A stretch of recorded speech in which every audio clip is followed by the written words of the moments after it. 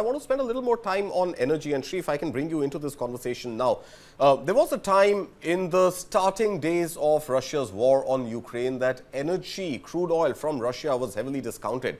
That's not the case anymore. Also, the two major oil producers in Russia, Rosneft and Lukoil, have been sanctioned by the United States. Right. As of the month of November, India has made absolutely no purchases officially of any Russian oil, Russian crude. Now, given the fact that the oil is not discounted, you also have a situation of sanctions on the two large producers. And you also have the chairman of Rosneft here for negotiations. What does it mean for India's own energy independence? Because if India is not going to get the cheap discounted Russian oil, India need not go ahead and buy that oil from Russia, number one. And number two, going forward, in case the sanctions were not to be lifted, then this entire $100 billion trade that we're talking about by 2030 is not going to see the energy component in it at all. So, Karthik, I think what is important to realize is that the relationship, even the economic relationship on the energy front that we are looking at with Russia goes beyond the sanctions, because we are assuming that these sanctions are going to last forever. They're not going to last. The moment you have the Ukraine-Russia war ending, I think it's pretty much going to be, business is going to be back to normal. And at that point, I think Shri, given the fact that we don't have a timeline for when the war is going to end, because Russia is pretty clear it wants to control the entire territory of Donbass, and that is not something that it has militarily been able to capture as yet. So the fact is that it could be another few weeks, it could be another few months, or God knows, it could maybe run another few years. But 2030, time is not going to stop for India or for Russia, and we are already at the end of 2025. So 2030 target of $100 billion, let's say hypothetically with a 50% probability on India continuing to seal those long-term deals with Russia on energy. What else comes into play as far as the heavy lifting for making that trade happen? So, first of all, Karthik, energy is a global commodity. So, no one gains by keeping Russia out of the market for too long, because it drives up the cost, especially for Europe, which is totally dependent on Russian gas, for example, to warm their homes at this point. But Shri, is that where US wants to come in?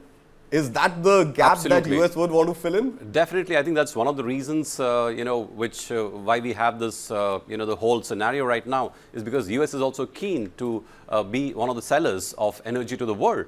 That's absolutely the case, Karthik. But Karthik, I think the important point is India will want to continue buying from Russia once the sanctions are lifted and we are back on an even keel, for a simple reason. That as a buyer, you want to have a diversified supplier base. You don't want to necessarily just be, in bed with one supplier, because that's strategically risky for you as a nation. So I think it's in India's interest and in the world's interest to have as many producers as in the open market, so that the energy prices globally can remain at a stable rate, because energy is key to everyone's growth. Yeah. If you have fluctuations in energy, then your growth is impacted.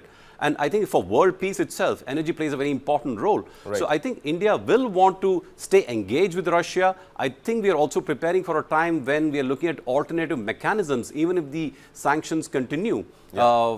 We don't have the details yet, but I believe that the two nations are working out some sort of a mechanism which will allow India to continue buying Russian oil. Right.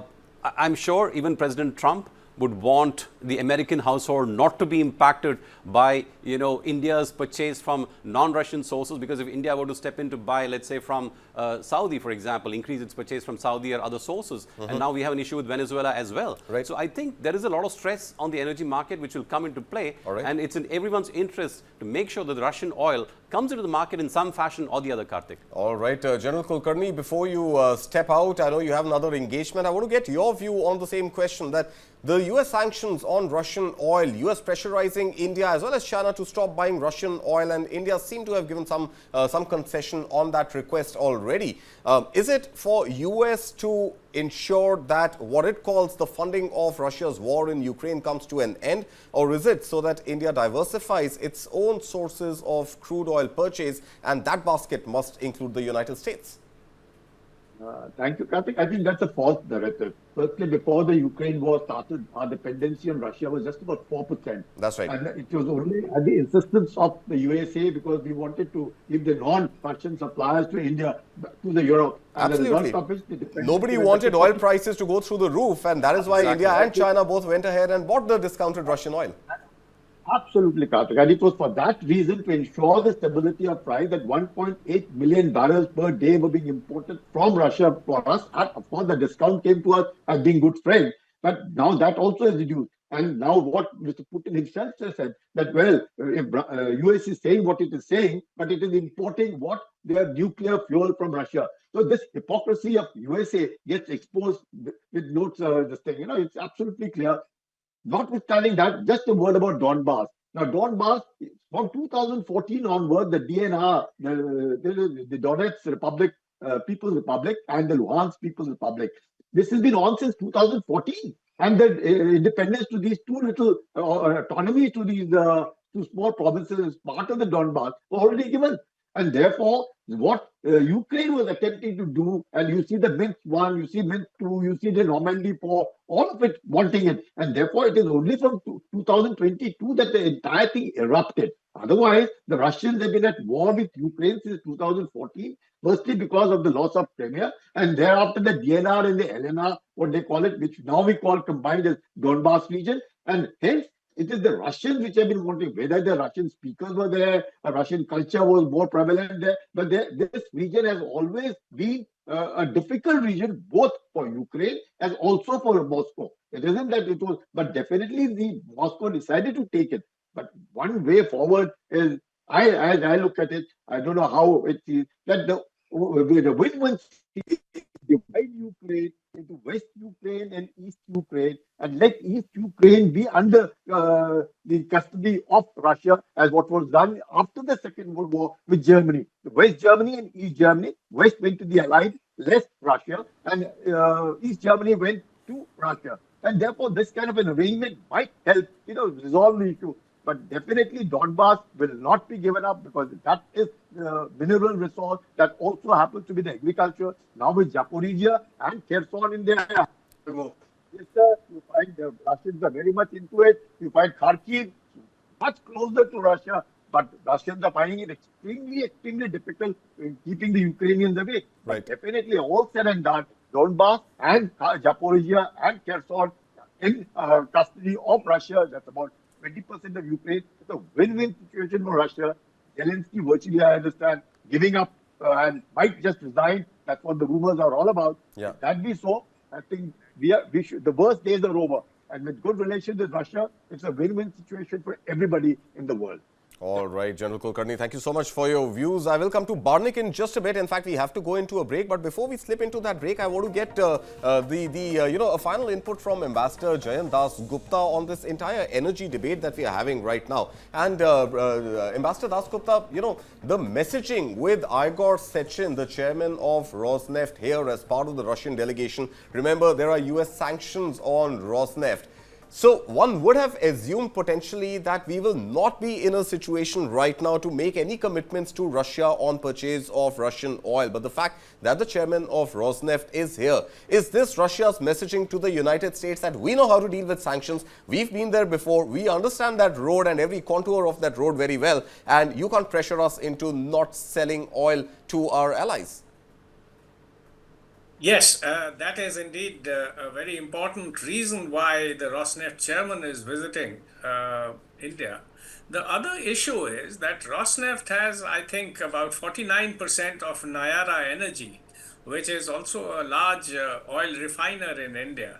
And, if the Russian sanctions are followed to the T, then Nayara Energy may, have to face very adverse weather.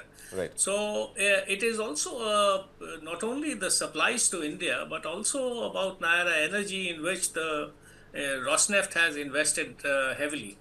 And the long-term prospects, because there are already, news items which are appearing, I don't know about their veracity, about ship-to-ship transfers through some ports in the UAE, which are obfuscating the origin of Russian oil, and they are finding their way into third countries.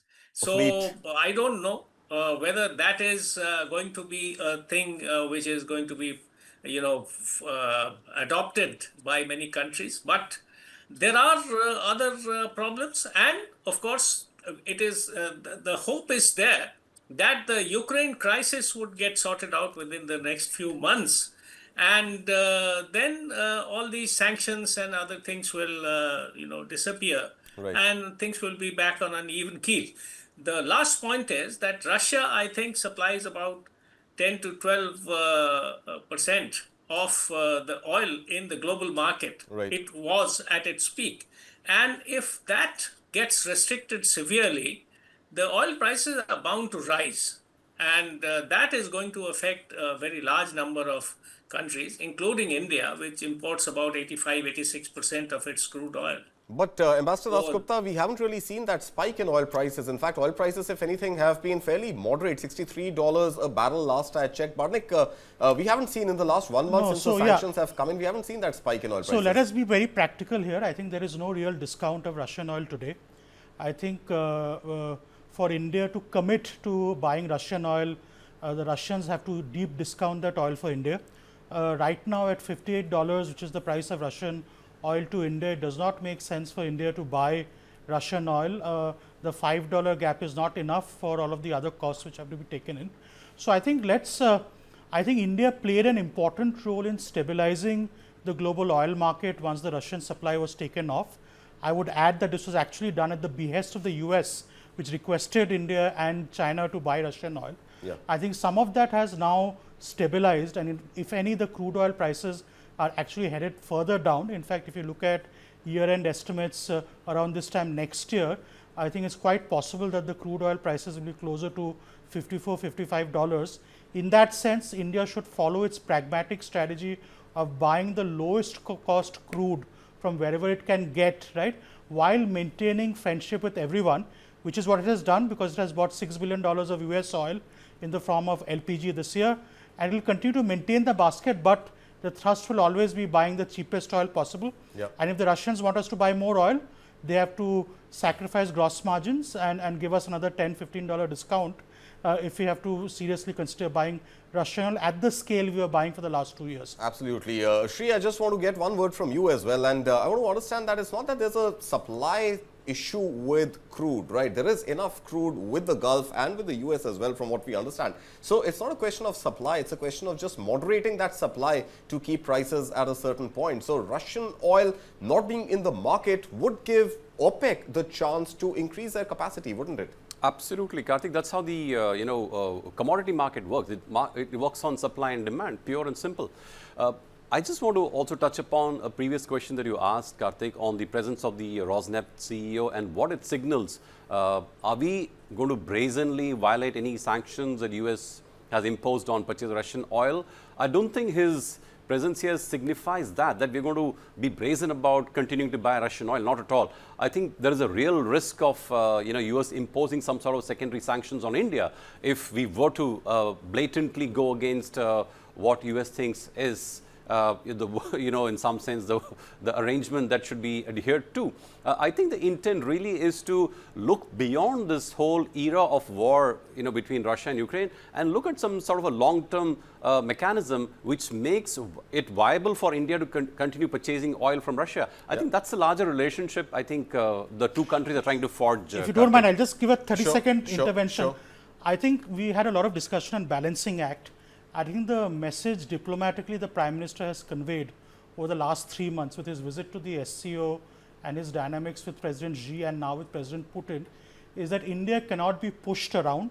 While we will be friends with everyone, we will also follow our interests. So I think there is nothing to be scared of. India has shown that it is not scared of any more sanctions. So I think let us assume that what India is doing and the right way to respond to the Americans is through strength.